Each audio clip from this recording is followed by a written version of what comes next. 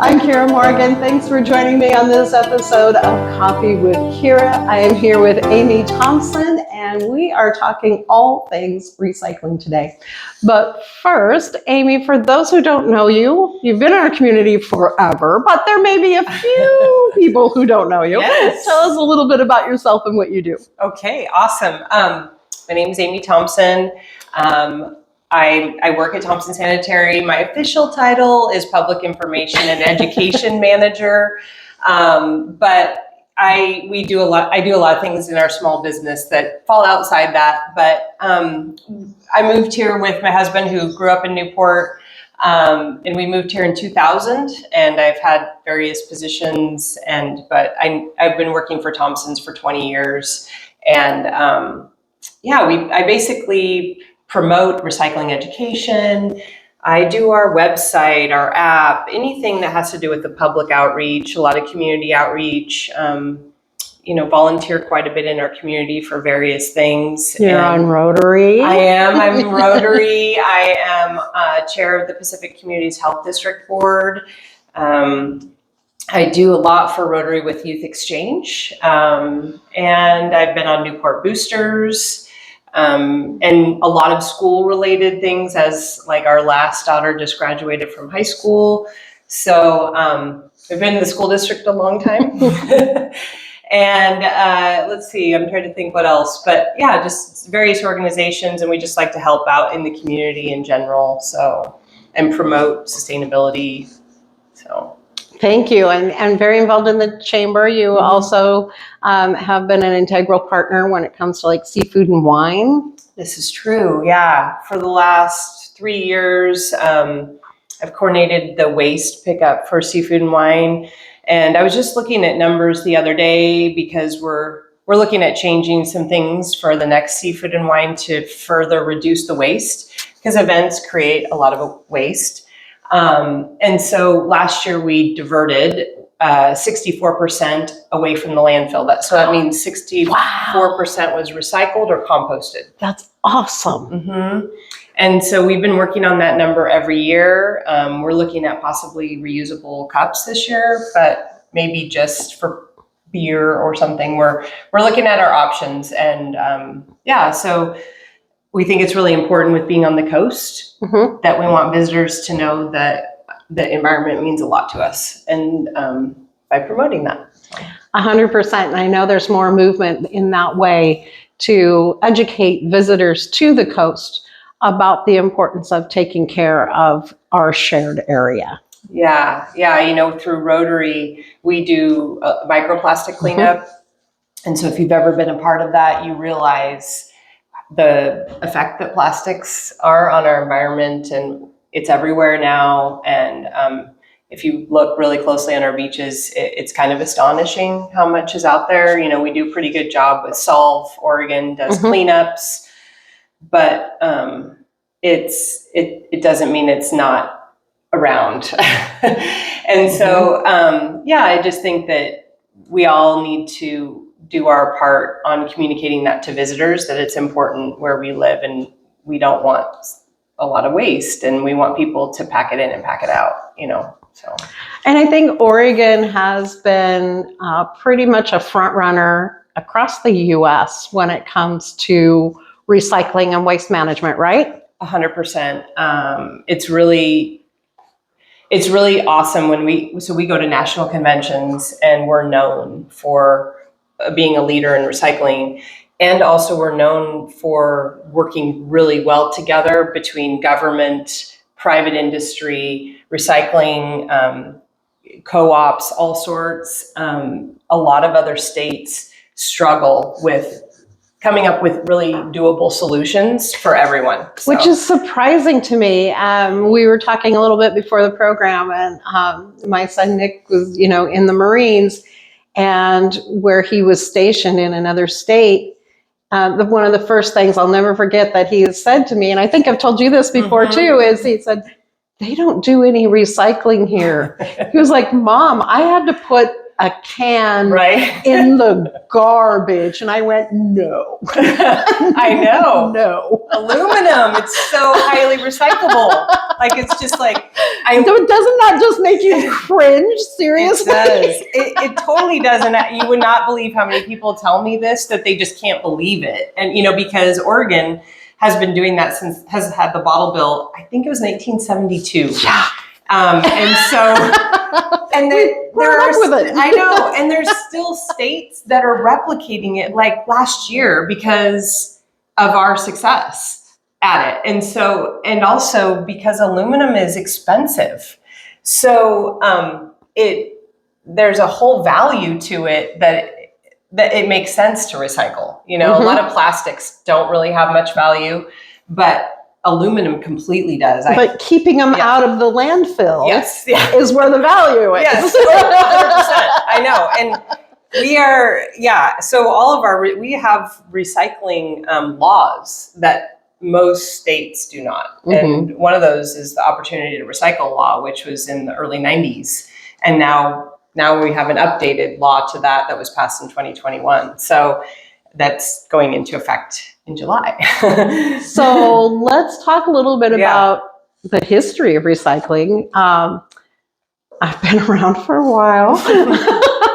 And it used to be the little red bin. Mm-hmm. And that's where you would put your newspapers, and you could put a paper bag with glass bottles mm-hmm. in there. And you could put, and I think that was mostly it, was glass. It was glass and mm-hmm. newspaper, if I remember correctly. And cardboard, and they would come and pick that up, and you had to sign up for it, and they'd come and pick that up. And then I remember when we went to the commingled carts, and they said, you can put everything recyclable in one bin. And I was so excited because at our house, we had the bags with the plastic bottles and the milk jugs, and we had all this. And to be fair, my son loved it. Is it recycling day? Yeah, we'd load it up. We would come up here to Thompson's, and we would go to the recycling bin, and he would just have a ball. I wish everyone felt that way. And he was about 3. Oh, he's going to kill me. It won't be the first time I've tattled on a cute story on him. And he said he would go and he would see, he made up his own little song, recycle, reduce, reuse, all loose. And he would sing this song as he was tossing his recycles into the bin. Yeah. And he was about 3. So cute, curly hair, adorable. This is back before we had video things that could capture all this cuteness. So it started off there. Then we went to the commingled. And then that's been doing really well. Has that increased the recycling now? Oh, yeah, 100%. So we did that. I remember this. It was in 2005 because I was pregnant with my second child. And we have a picture of me standing in front of a bin. So I remember I was pregnant. And so recycling equals memories. Yes. And she's now 20, almost, she'll be 21 in January. So, what it did is it made it more accessible, mm-hmm. and easier, and it doubled the amount of participation rate. So mm-hmm. from the red bins to the blue mixed together, huge success for that. And it was a little wonky because glass was no longer there, but you made glass recycling accessible elsewhere. Yeah. So we have 2 depots that you can drop those off. And what's kind of interesting is that even though we took it off the curb, the amount of glass that we got also doubled. Really? Even though they had to take it to a separate location, but it just made people generally aware, oh, I can recycle that too. And so they recycled their glass, and it's still about the same level as it has been. A lot of people would like to see glass on the curb, and it requires a lot of logistics for a small town. And we've talked to city council about that and talked to options, and it's always a possibility, but because there's still a lot of it's expensive, it's heavy, it's not And worth it's safety, anything, you know, unfortunately. it breaks. It breaks. So, and you have to keep it very separate from the other recyclables because it contaminates when it breaks. So that's the reason it had to be separated. But yeah, it's been really successful. A lot of people are very tied to recycling. Like it means a lot to them. And so we had a recycling crisis in 2017, 2018. I remember that. So we had to take some plastics off the curb, and we actually still have customers that are telling us that they've been saving their yogurt tubs since then. And so people are passionate about it, and it's been interesting.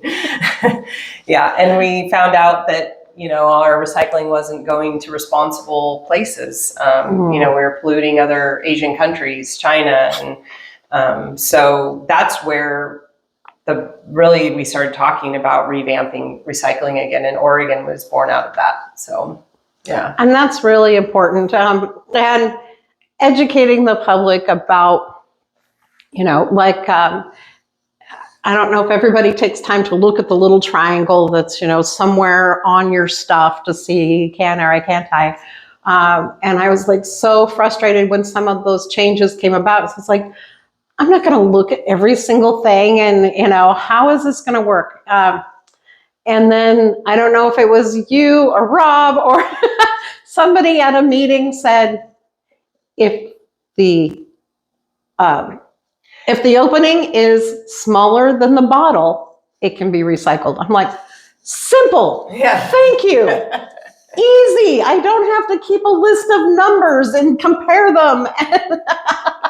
Yeah, and really the manufacturers put those numbers on there and don't consult the waste industry at all. So it just tells what kind of resin the plastic is and doesn't really tell you everything about whether it's marketable, whether we can, basically when we collect it, if it can be made into something else, or if anybody even wants it to make it into something else. So like when you see like clamshell containers, which is what berries come in, so they open like this, they are the worst. Nobody wants them because they're the worst grade of plastic. And basically when you try to recycle them, it just is a mess.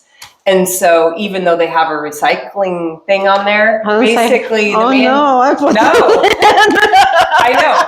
Yes, I know. I used to too. So, well, thank you for educating me. Yeah, well, we really make it. It's really difficult. We make it difficult because the manufacturers put that on there and don't consult us. And then every state is different. Sometimes different areas in the state are different. So it's really challenging to educate because we have so many like, oh, but this, but that, not that. And so some people just go, I'm done. Yeah. So some new changes. You mentioned a law passed in 2021. We're in 2025. Yes. It's taken a while because it's such a complex law.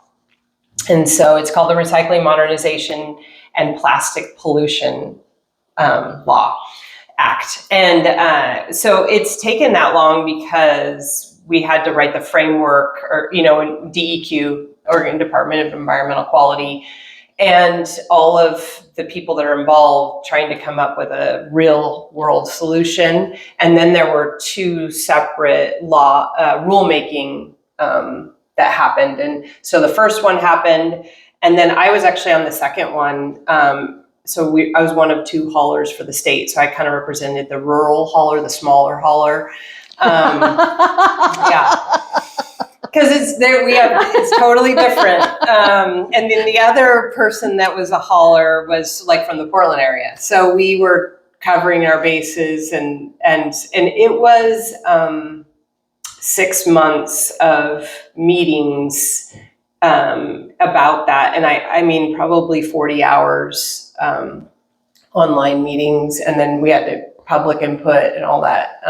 And we went through we had our different assignments, but it really is, I'm going to try not to throw too many acronyms, but it's a PRO model. So producer responsibility organization model. So where the producers like Nestle and Coca-Cola and all the the big producers of packaging and food are paying into this recycling system. What? Yes. Yay. So it took a lot to set up. Yeah, I can imagine. So there's like a middle person or a middle organization, and they're called Circular Action Alliance, CAA, and they are between us, like the hauler and the recycling facilities, and these producers. And we're building this framework of like, if we expand recycling, are you going to need other new supplies? Are you going to need new carts? Are you going to need new depot bins, all that kind of thing? Or are you going to need new educational materials? So there's all these different parts that they're paying for. And it's to make recycling equitable around the state and have one recycling list that everybody follows. So what? Making it easy and comprehensible? That's the idea. So everybody has the same brochures for recycling, and but there are places like Pendleton that don't have curbside service. So they are first on the list. So everybody's phased in approaches, and they're getting carts and trucks and yeah. So they will have access to the same recycling that we do here. And honestly, because we already do pretty much what like metro areas do, we don't have a lot of upgrades at the curb. All we're going to do is be accepting more materials. So what kind of materials will you now be accepting then? It's mainly, they're plastics. So now yogurt tubs. Now if you can parse those out, if you've been saving them into here or drop them off at our depots. But starting in July, we're softly, basically, you know how a restaurant does a soft opening? We're doing softly. Getting the bugs out. Yeah, we're softly taking that as we get our brochures up and running, because we just got access to those portals where we make the brochures. And so we're all still trying to figure that out. So most likely like our August bills for us, and probably North Lincoln and Dahl will be sending out brochures. But July we'll start taking more plastic. So yogurt tubs, sour cream containers, you know, the things that are like a tub. You'll also be able to, there's little nuances. What about the berry containers? Nope. No one likes those. There's no market for them. I had to ask. I know. I would love to see all of those go back to cardboard or something else. And then we also be taking like milk cartons that are waxed cardboard. Oh, okay. And like soup containers. So if you buy your soup like in a big waxed cardboard, you'll be able to put that in there. Okay. So those are the two main things that we'll be adding. Pizza boxes? So those are always recyclable. You can either put them in recycling if they don't have a lot of grease and no food. That's the biggie. So at my house, my son will have pizza and he'll just throw the box in the recycling bucket. And I'll go, no. And he's like, it's cardboard, Mom. And I'm like, no, you got this little paper thing in here. This is loaded. And see how there's grease? We can't do that. And he's like, it doesn't fit in the garbage can. It's like, I know. Otherwise, you can put it in compost. Pizza boxes? Your compost containers, it can go there. Oh, so these are the brown ones? Oh, wonderful. Yeah, we haven't even gotten started on that. Yeah. Poor Aimee, she's like, I'm going to be here forever. No, I love it. I mean, it's hard to reach everyone and talk about all the things, but like our mixed compostables container, yard debris is mainly what people use it for. But I would really love to see people use that for food and like paper waste, so like paper towels, napkins, as long as they don't have like foil or anything crazy on them like that, you can put them in compost. So I was really excited about the compost bin, and we have one, and we use it mostly for our yard debris. For me, I stopped putting food in it because of retraining my household. Yeah. No, I get it. I know. And it's yucky. And we have bears. Okay. And it's hard enough. We have the locking. We've done our due diligence. We have the locking. So you really do have bears. We have the locking garbage can. We spray around the area with bleach. You know, we do we do the whole thing. And I was like, if we put food in there, we might as well have a takeout sign with a bear on it. You know? That is really challenging. And I mean, it just is kind of up to you. Like, you know, you can store it in your garage, or you can, some people freeze their food until service day if you're not organized. I'm not. Yeah. But that's good information for those who are. Yes. And then they dump it in on that day. And they actually make containers where you can collect it in your kitchen, and it's like a silicone. And then so you just squeeze it out into your compost container. Wow. And you guys had little, I called them baby bins. Yeah. Yeah. My grandkids were like, this is so cool. Yeah. I'm like, you put your food in it. And they're like, oh, that doesn't make it cool. Yeah. It is yucky sometimes, and it's a lot. It is an extra step, but it also. But I'm glad that it's available for those who can use it for that. And it's one of the biggest things actually you can do to combat climate change, probably even more so than recycling. What? Really? Because when organics go into the landfill, it creates methane, and methane is a greenhouse gas, and so they do capture some of the methane at the landfill, but before it gets covered where they can capture it, it's releasing a bunch of methane because it's decomposing. Oh, well, I didn't even think about that. So if you can put it in your compost container, and the yard debris is a huge help, just keeping that out of the landfill, huge, it really is huge, and it's 100% recyclable. It's made into compost. It goes to Willamette Valley Farms. It goes to compost yards to be reused for gardens. It's my favorite. Yeah, it's really great. And we always see, especially now, you know, spring and early summer, when people are doing a lot of their yard work, I see the bins out. And after the storm, we had a couple of pretty nasty storms. And we lost a couple of trees at our house and had to, you know, chop them up. And my son was like, what am I going to do with this stuff? And I went, you have this magical brown bin. And he goes, it's not going to all fit. And I'm like, each week you put a little bit in the magical brown bin, and they come along and poof, it goes by. We did the same thing. You cut them up into 3-foot lengths, and they all fit in there. Yep. So we did that too. But yeah, so the new recycling will offer more at the curbside, and eventually we'll also have more depots. So we're redoing our recycling depot here, and it's going to be more of an inside. Probably in August is hopefully when it's up and running, as far as like, because right now we have it under like a lean-to, but we're going to run out of space because they're going to be adding things to the depot.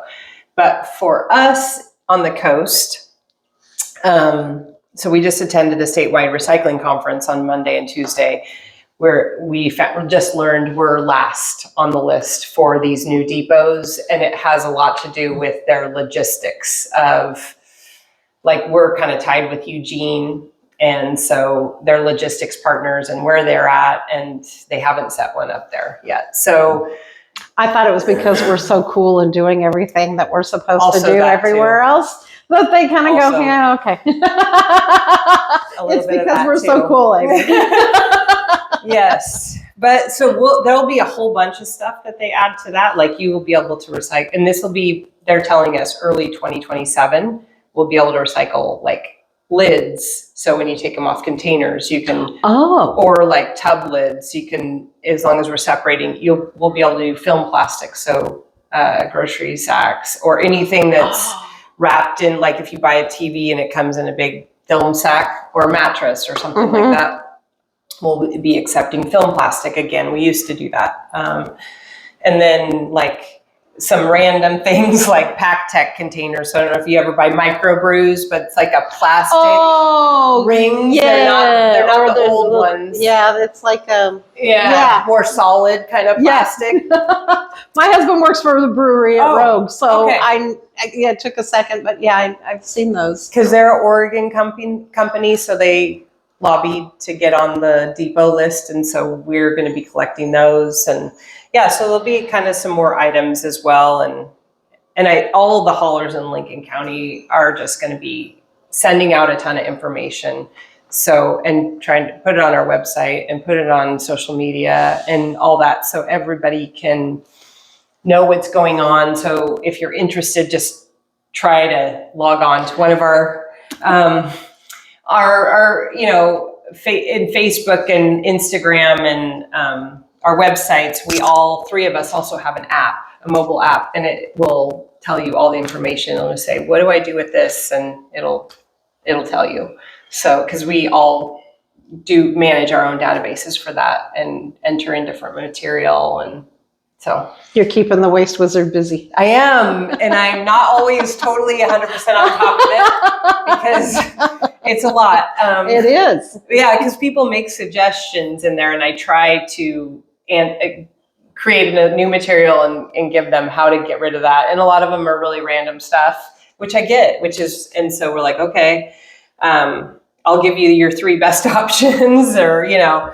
And then also, like, I'm going to need to go back into our Waste Wizard and modify for the Recycling Modernization Act. And so I'm working on that right now. All right. So she's very busy, wants to get back to work. All right. Well, Aimee, I appreciate it. Is there anything else that you wanted to add? I don't think so. I just think that we're really excited. The state of Oregon and all of us haulers and recycling facilities are really excited by what we're doing here. And we're literally the first in the nation to get this kind of program going.